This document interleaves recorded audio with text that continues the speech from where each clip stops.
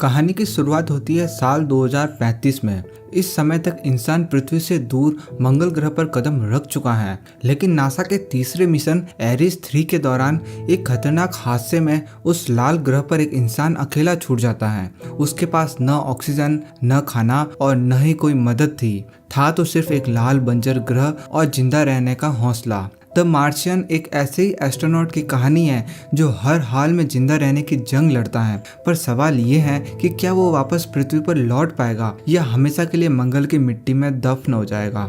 शुरुआत में हमें दिखाते हैं कि नासा के कुछ एस्ट्रोनॉट्स जो मार्स की एसिडिलिया प्लैनेटिया नाम की जगह पर कुछ रिसर्च कर रहे होते हैं। ये कुल 6 एस्ट्रोनॉट होते हैं। Commander Lewis, Mark Watney, Johanssen, Vogel, Martinez और बैक, जो कि नासा के एरिस 3 के जरिए मार्स पर एक मिशन के लिए आए होते हैं। उनका शिप मार्स पर 18 सोल पहले लैंड हुआ था और तब से ही वो मार्स पर अपना काम कर रहे हैं। मार्स के एक दिन को एक सोल कहा जाता है, तो आगे जब भी मैं वीडियो में सोल बोलूं तो आप समझ जाना कि मैं मार्स के एक दिन की बात कर रहा हूं।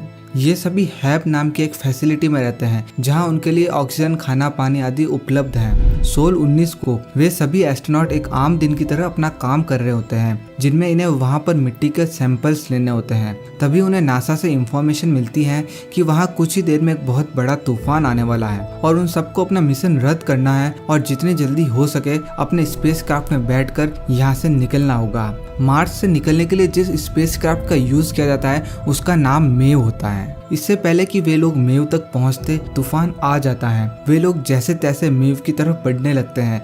तभी मार्क वॉटनी नाम के एक एस्ट्रोनॉट से उनके हैप का एंटीना टूटकर टकरा जाता है, जिस कारण वो तूफान में उड़कर दूर चला जाता है और उसका ट्रैकर भी बंद हो जाता है, जिस कारण पूरी टीम को लगता है कि मार्क मर चुका है और वे सभी मेव की ओर बढ़ते रहते हैं। हालांकि इनकी कमांडर लुइस मार्क को ढूंढने की कोशिश करती हैं, लेकिन उसका कुछ भी पता नहीं चलता और न ही उससे कोई संपर्क हो पाता है, जिस कारण कमांडर भी हार मानकर मेव में आ जाती है और फिर ये लोग इमरजेंसी लॉन्च करके मार्स के ऑर्बिट में घूम रहे हर्मेस नाम के अंतरिक्ष यान में आ जाते हैं, जिसकी मदद से उन्हें पृथ्वी पर ले जाया जाएगा।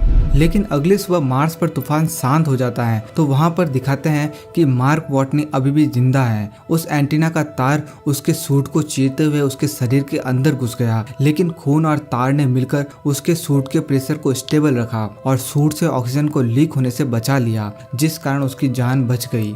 जब उसकी आंख खुलती है तो वह खुद को हैप से बहुत दूर अकेले पाता है। वह समझ गया था कि बाकी सभी तूफान से बचने के लिए यहाँ से कल रात निकल गए होंगे। वह जैसे तैसे हैप तक पहुँचता है और अपने अंदर से उस वायर को बाहर निकालता है। उसे पता था कि वो यहाँ मारा जाएगा क्योंकि उसके पास पर्याप्त मात्रा में खाना और पानी नहीं है और न ही नासा से संपर्क करने का कोई तरीका। मगर वो यहाँ मरना नहीं चाहता था, इसलिए उसने कुछ ऐसा सोचा जो पहले कभी किसी ने नहीं किया। मार्क ने एक सर्वाइवल प्लान बनाया जिसमें उसने सोचा कि वो नासा के एरिस 4 मिशन का इंतजार करेगा और जब वो मार्स पर आएगा तब मार्क उनके साथ ही वापस चला जाएगा। लेकिन एरिस 4 मिशन को लॉन्च होने में अभी कुछ साल बाकी थे और इतने वक्त तक जिंदा रहने के लिए मार्क ने मंगल पर खेती करने का फैसला किया। उसके पास कुछ आलू होते हैं और वो वहाँ आलू उगाने का फैसला करता है। इसके लिए वो मार्स की मिट्टी को हैब में लाता है और क्योंकि मार्क एक बॉटनिस्ट होता है तो उसे पता है कि खेती करने के लिए किन किन चीजों की जरूरत होती है, इसलिए वो सबसे पहले आलू बोता है। लेकिन उसे मिट्टी को उपजाऊ बनाने के लिए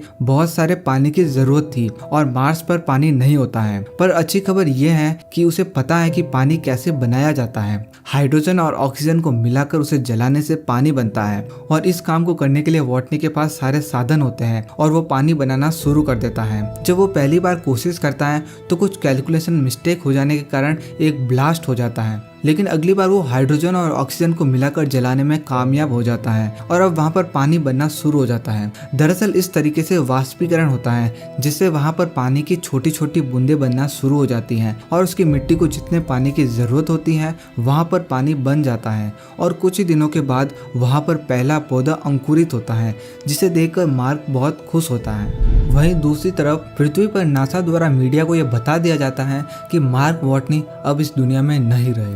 पूरी दुनिया में यह खबर फैल जाती है और उसका अंतिम संस्कार भी कर दिया जाता है।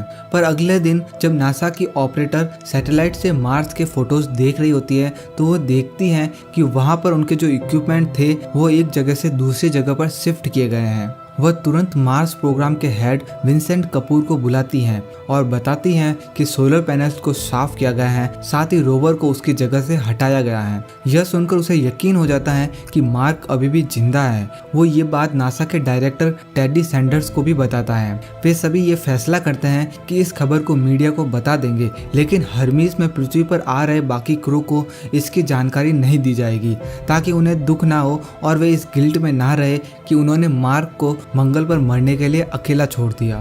मार्क को अब मंगल ग्रह पर फंसे 70 सोल बीत चुके थे। अब तक उसने खाने और पानी का बंदोबस्त तो कर लिया था, पर अब उसे मंगल ग्रह से निकलने की प्लानिंग बनानी थी। मार्क को पता था कि नासा का अगला एरिस 4 मिशन 4 साल बाद सेपली क्रेटर पर उतरेगा, जो मार्क की मौजूदा लोकेशन से 3200 किलोमीटर दूर था। मार्क को मंगल ग्रह से निकलने के लिए 4 साल बाद किसी तरह उस जगह पर पहुंचना था। मार्क के अनुमान से वहां तक पहुंचने के लिए उसे 50 दिन लगने वाले थे। इसके लिए मार्क ने उसी वक्त तैयारियां शुरू कर दी। उसका एक रोवर जो चलने की हालत में नहीं था, मार्क ने अपना साइंटिफिक दिमाग का इस्तेमाल करके उसके कुछ जरूरी पार्ट्स को दूसरे रोवर में लगा दिया, जिससे अब वो ज्यादा दूरी तक सफर कर सकता था। लेकिन अब उसके सामने एक नई समस्या थी, ठंड की। रात के वक्त मंगल ग्रह पर कुल्फी जमा देने वाली ठंड होती है।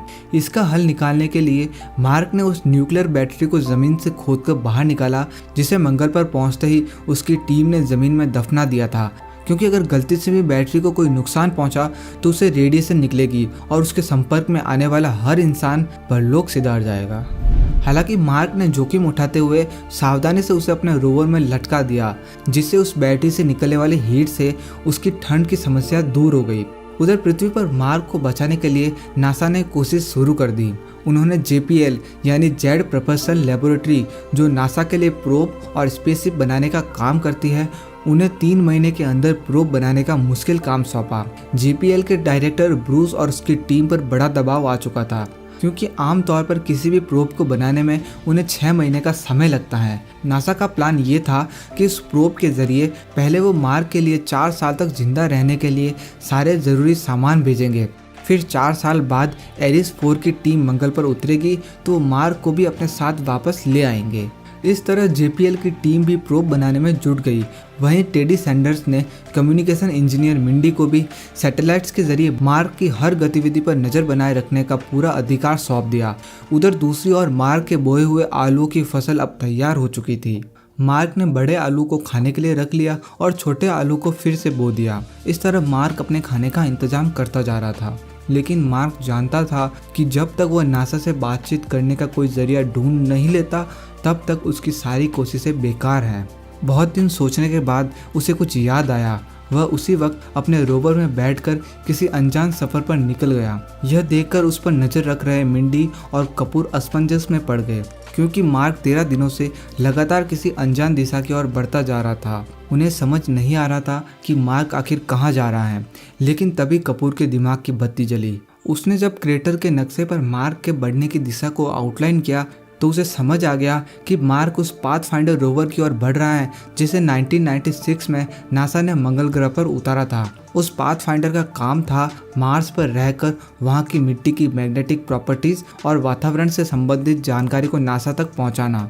हालांकि उसकी बैटरी खराब हो जाने की वजह से 1997 में ही नासा का उससे संपर्क टूट गया था। कपूर का अंदाजा बिल्कुल सही था। मार्क ने उस पाथफाइंडर को ढूंढ निकाला जो इतने सालों में रेत में दफन हो चुका था। मार्क उसे रेत से निकालकर अपने हैब ले आया। हालांकि मार्क नासा से तभी संपर्क कर सकता था जब नासा के पास वैसा ही पाथफाइंडर मौजूद हो। ये बात पता चलते ही कपूर भी कैलिफोर्निया में स्थित JPL पहुंच गया, जहां उस पाथफाइंडर का एक और मॉडल मौजूद था। कपूर ने वहां उन सभी साइंटिस्ट को पहले से ही बुला रखा था जिन्होंने 1997 के दौरान उस पाथफाइंडर पर काम किया था। उधर दूसरी ओर मार्क ने पाथफाइंडर की खराब बैटरी को निकालकर उसे हैब के पावर सोर्स से कनेक्ट कर दिया और खुशकिस्मती से पाथफाइंडर दोबारा स्टार्ट हो गया। मार्क ने जैसे ही उसका एंटीना पृथ्वी की ओर घुमाया, वैसे ही JPL में मौजूद पाथफाइंडर को भी उसका सिग्नल मिल गया। ये देखकर कपूर की खुशी का ठिकाना नहीं रहा। हालांकि मार्क के पाथफाइंडर का कंट्रोल JPL के टेक्नीशियन टीम के हाथ में था। टीम ने तुरंत पाथफाइंडर का कैमरा ऑन किया, जिससे मार्क का कैमरा भी ऑन हो गया। ये देखकर मार्क को अंदेशा हो गया कि कोई तो उसे संपर्क करने की कोशिश कर रहा है। मार्क ने बिना देरी के तुरंत एक बोर्ड पर यह सवाल लेकर कैमरे में दिखाया कि क्या किसी को उसका सिग्नल मिल रहा है। साथ ही सवाल के एक तरफ हाँ का बोर्ड लगाया और दूसरी तरफ ना का बोर्ड लगाया। ये सवाल देखकर कपूर की टीम ने कैमरे को हाँ की तरफ घुमा दिया, जिसके कुछ देर बाद मार्क का भी कैमरा हाँ की तरफ मुड़ गया। ये देखकर मार्क भी बहुत खुश हो गया। लेकिन अब भी मार्क के लिए कपूर से बातचीत करना आसान नहीं था, क्योंकि पृथ्वी से मंगल ग्रह की दूरी अधिक होने के कारण एक सवाल कपूर तक पहुंचने और कपूर का कैमरे को घुमाकर जवाब देने में 1 घंटे का समय लग रहा था। और ऊपर से केवल मार्क ही कपूर से सवाल पूछ सकता था, वो भी हाँ या ना में, जबकि कपूर के उससे बात करने का कोई जरिया नहीं था। इस पर मार्क ने अपने साइंटिफिक दिमाग को काम पर लगाया। मार्क जानता था कि पाथफाइंडर का कैमरा 360 डिग्री यानी कि एक फुल सर्कल में रोटेट हो सकता है, इसलिए मार्क ने हेक्साडेसिमल नंबर सिस्टम को चुना। हेक्साडेसिमल के नंबर्स को SCII कोड में कन्वर्ट करके शब्द बनाए जा सकते हैं। दूसरी ओर विंसेंट की टीम ने भी हेक्साडेसिमल को पाथफाइंडर के चारों ओर लगाकर मार्क से बात करना शुरू कर दिया। लेकिन क्योंकि यह तरीका बहुत धीमा था, इसलिए नासा के साइंटिस्ट ने मार्क को कुछ कोड्स भेजे, जिसकी मदद से मार्क अपने रोवर को पाथफाइंडर से जोड़कर रोवर के जरिए टेक्स्ट मैसेज में बात कर सकता था। नासा ने मार्क को संदेश भेजा कि उन्होंने मार्क का रेस्क्यू मिशन शुरू कर दिया है और वो पहले उसके लिए जरूरी सामान भेजने वाले हैं। ये संदेश पढ़कर मार्क के अंदर खुशी की लहर दौड़ गई और अब उसे बचने की उम्मीद नजर आने लगी। मार्क ने नासा से पूछा कि क्या उसकी टीम को पता है कि वो जिंदा है। इस पर नासा ने ना में जवाब दिया, जिसे पढ़कर मार्क को काफी गुस्सा आया, मगर ये फैसला उसके हाथ में नहीं था। और क्योंकि अब नासा ने मार्क से संपर्क कर लिया था, तो उन्होंने क्रू को यह खबर देने का फैसला किया। दूसरी ओर अंतरिक्ष में कमांडर लुइस और उसकी टीम अपने स्पेसशिप हर्मीस में लगातार पृथ्वी की ओर बढ़ रहे थे। ये सभी इस बात से निराश थे कि मार्क अब उनके बीच नहीं रहा। लेकिन तभी उन्हें एरिस 3 मिशन के फ्लाइट डायरेक्टर मिच का एक वीडियो संदेश मिला। मिच ने उन्हें बताया कि मार्क अभी जिंदा है और मंगल पर जिंदा रहने के लिए संघर्ष कर रहा है। ये सुनकर मार्क की टीम सदमे में आ गई। हालांकि उन्हें मार्क के जिंदा होने से खुशी तो हुई, पर उसे अकेला छोड़ देने का पछतावा भी हो रहा था। मार्क को मंगल ग्रह पर फंसे 4 महीने से ज्यादा बीत चुके थे। इस दौरान वो लगातार नासा को अपने और अपने हैप की कंडीशन की अपडेट भेजता रहता था। सारी दुनिया मार्क के मंगल पर आलू की खेती करने के कारनामे से काफी ज्यादा प्रभावित थी। अब उसे ढेरों ईमेल्स भी आने लगे थे, यहाँ तक कि राष्ट्रपति ने भी उसे ईमेल कर उसका हौसला बढ़ाया। जल्दी ही मार्क के नए आलू भी तैयार होने वाले थे, जिससे मार्क का आत्मविश्वास चरम सीमा पर था। वहीं दूसरी ओर नासा के अधिकारियों ने ये अनुमान लगाया था कि अगर सब कुछ सही रहा तो वे 868 सोल तक मार्क को जरूरी सामान भेज पाएंगे। लेकिन तब तक मार्क को अपने आलू की फसल के भरोसे जिंदा रहना था। लेकिन एक रात जब मार्क अपना काम खत्म करके हैप के एयरलॉक में पहुंचा, तभी सिस्टम में गड़बड़ी की वजह से एयरलॉक एक धमाके के साथ उड़ गया, जिससे मार्क उस एयरलॉक के साथ गोता खाता हुआ दूर जाकर गिरा। ऐसा इसलिए हुआ क्योंकि उस एयरलॉक को सिर्फ 31 सोल तक काम करने के लिए बनाया गया था, जब तक मिशन भी खत्म हो जाएगा। पर मार्क इसे पिछले 4 महीने से इस्तेमाल कर रहा था। वह अपने आप को जैसे तैसे संभालता है और उस एयरलॉक से बाहर आकर हैप की तरफ जाता है। वो अपने हैप में पहुंचता है तो देखता है कि मंगल के खुले वातावरण में उसकी फसल पूरी तरह खराब हो चुकी है। साथ ही मिट्टी को उपजाऊ बनाने वाले सारे बैक्टीरिया 0 डिग्री से कम तापमान में नष्ट हो चुके हैं, जिस कारण मिट्टी की फर्टिलिटी खत्म हो गई थी। नतीजतन मार्क का वहां दोबारा खेती कर पाना अब मुमकिन नहीं था। उसने रोवर में जाकर तुरंत नासा तक ये खबर पहुंचा दी, जिसे सुनकर कपूर और नासा के बाकी अधिकारी भी हताश हो गए। अब उन्होंने अनुमान लगाया कि मार्क बचे हुए आलू के साथ केवल 609 सोल तक ही जीवित रह सकता था, इसलिए अब उन्हें केवल 47 दिनों के अंदर ही प्रोब तैयार करके उसे लॉन्च करना था। तभी वे सही समय पर मार्क तक जरूरी सामान पहुंचा पाएंगे। मार्क ने हैप को फिर से साफ किया और उसके दरवाजे को प्लास्टिक से पूरी तरह ढक दिया। खुशकिस्मती से हैप में एक और एयरलॉक मौजूद था, जिससे मार्क अंदर और बाहर आ जा सकता था। कुछ हफ्तों का समय बीता और आखिरकार ब्रूस और उसकी टीम ने दिन रात की मेहनत से प्रोब को तैयार कर लिया। इम्तिहान की घड़ी अब नजदीक आ चुकी थी। नासा के साथ साथ पूरी दुनिया अपना दिल थामे लॉन्च के सफल होने की दुआ कर रही थी। इतने में ही नासा ने रॉकेट लॉन्च किया, जो प्रोब को लेकर अंतरिक्ष की ओर रवाना हो गया। लेकिन तभी बदकिस्मती से लॉन्च के कुछ ही देर बाद प्रोब तहस नहस हो गया। इसका कारण था जल्दबाजी में टेस्टिंग किए बिना प्रोब को लॉन्च कर देना। जब मार्क को लॉन्च के फेल होने की खबर मिली तो उसको सदमा सा लग गया, क्योंकि यह प्रोब उसकी आखिरी उम्मीद थी। उसे पता था कि अब उसके जिंदा बच पाने की संभावना केवल सुई की नोक जितनी है। मार्क ने अपने क्रू से बात की ताकि उसे थोड़ी हिम्मत मिले।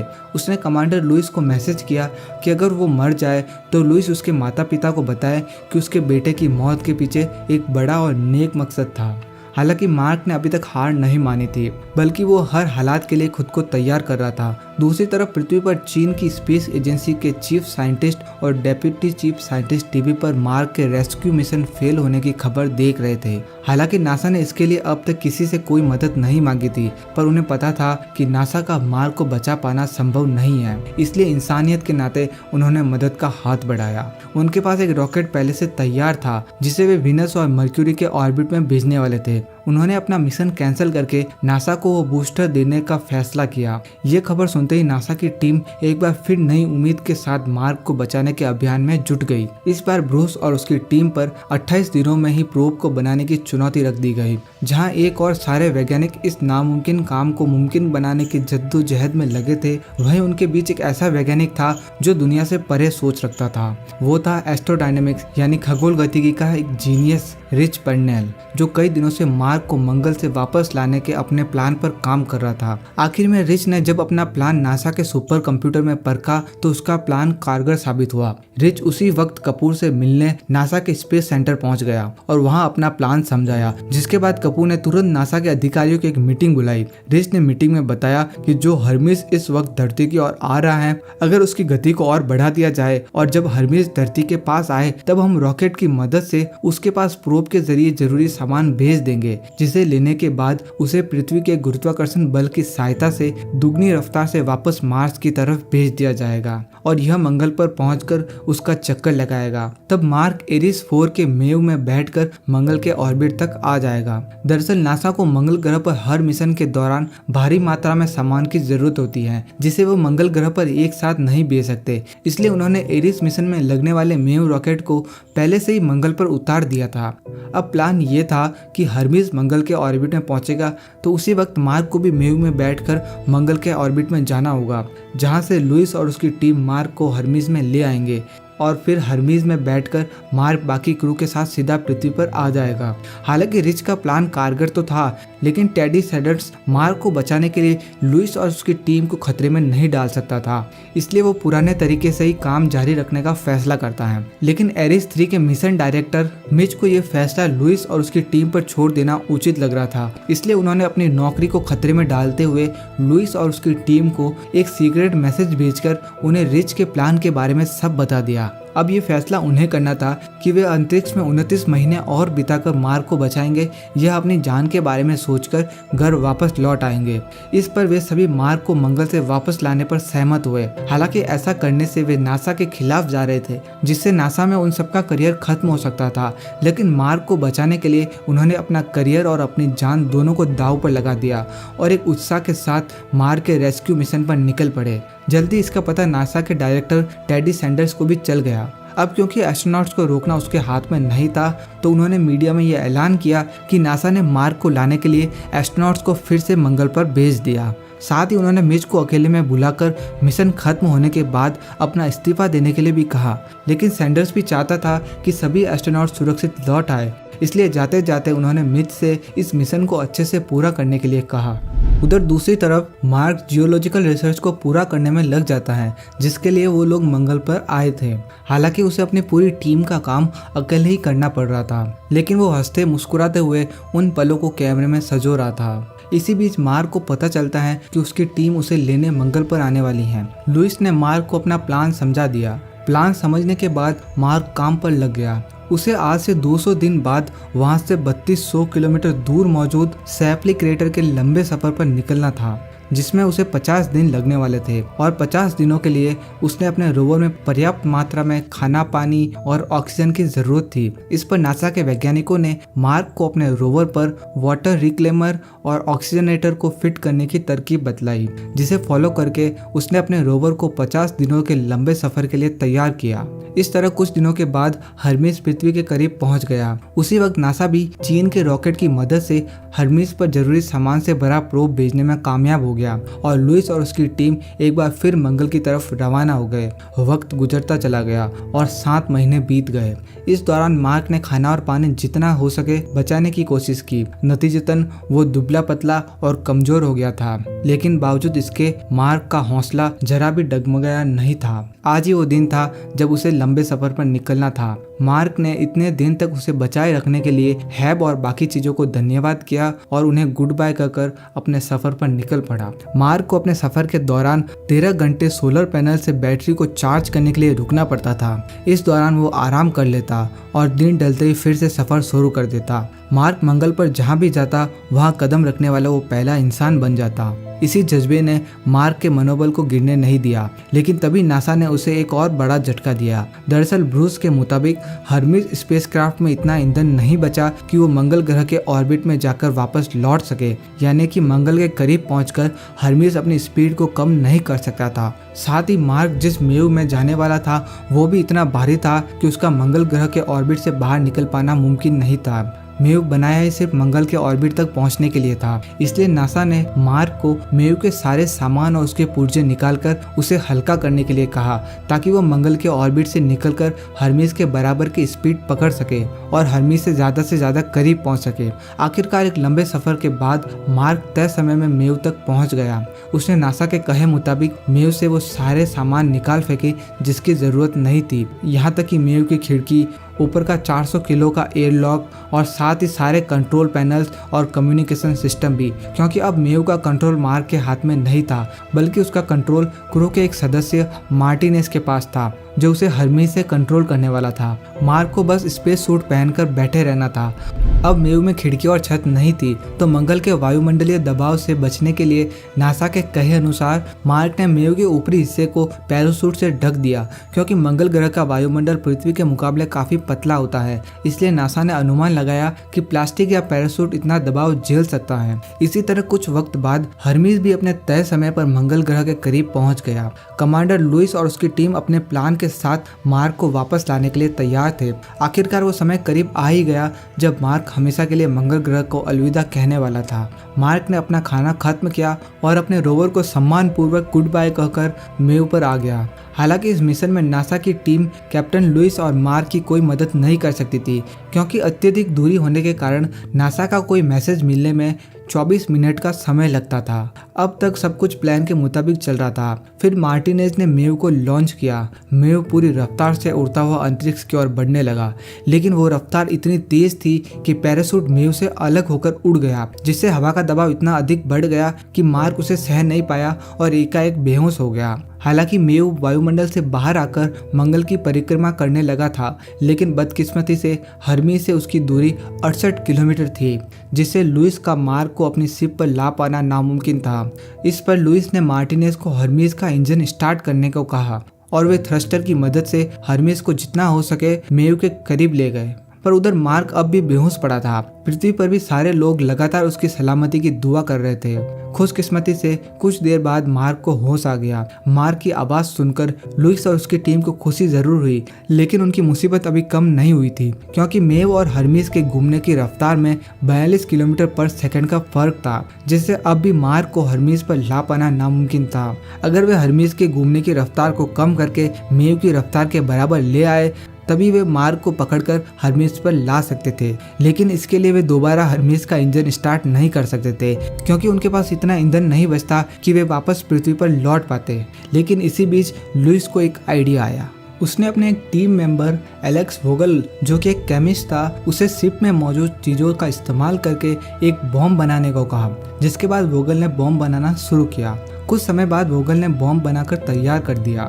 तब तक बैक ने भी प्लान के मुताबिक हर्मीज के सामने वाले एयरलॉक में पहुंचकर उसे खोल दिया, जिसके बाद जोहानसन बॉम्ब लेकर बैक के पास सामने वाले एयरलॉक में आ गई और उस बॉम्ब को बिजली के तार से जोड़ दिया और वापस स्पेसशिप में लौट गई। उसके बाद बैक ने एयरलॉक में बॉम्ब लगाया और उसे अंदर और बाहर दोनों तरफ से बंद करके वापस पीछे के एयरलॉक से लौट गया। इस दौरान लुइस भी स्पेस सूट पहनकर बैक के पास आ चुकी थी। उसके बाद लुइस के आदेश पर उन्होंने एयरलॉक में ब्लास्ट किया, जिससे एक झटके से सारी हवा सामने की ओर से निकली और उस हवा के विपरीत झटके से हर्मीज की रफ्तार धीमी हो गई, जिससे अब हर्मीज और मेव की रफ्तार लगभग बराबर हो चुकी थी। होगी, लेकिन उनकी दूरी अब भी ज़्यादा थी। इसके लिए खतरे को देखते हुए बैग की जगह लुइस ने मार्क को लाने का फैसला किया और रस्सियों के सहारे लुइस मार्क की तरफ बढ़ गई। लेकिन बदकिस्मती से मार्क तक पहुंचने के लिए उसकी रस्सियां कम पड़ गई थी। इसे देखते हुए मार्क ने अपना तरीका आजमाया और उसने अपने ग्लव्स को पंचर करके उसके प्रेशर की मदद से उड़ता हुआ लुइस की तरफ जाने लगा। पर तभी वो लुइस का हाथ पकड़ने से चूक गया, लेकिन खुशकिस्मती से रस्सियां उसके हाथ में आ गई। ये देखकर बैक ने जल्दी से मार्क और लुइस को हर्मीस पर खींच लिया। इस तरह कमांडर लुइस और उसकी टीम मार्क को बचाने में कामयाब हो गए। ये खबर सुनकर नासा के साथ साथ दुनिया भर के लोग खुशी से झूम उठे। अपने दोस्तों से मिलकर मार्क भी बहुत खुश हो गया। इस तरह मंगल ग्रह पर 18 महीने फंसे रहने के बाद मार्क वापस पृथ्वी पर लौट आया। पृथ्वी पर पहला दिन मार्क के लिए एक नई जिंदगी की शुरुआत थी। अब वो नासा के लिए अंतरिक्ष यात्रियों को ट्रेनिंग देता है और उन्हें भी अपने संघर्ष की कहानियों से प्रेरित करता है। और आखिरकार एरिस 4 मिशन के लॉन्च के साथ ही मूवी खत्म हो जाती है।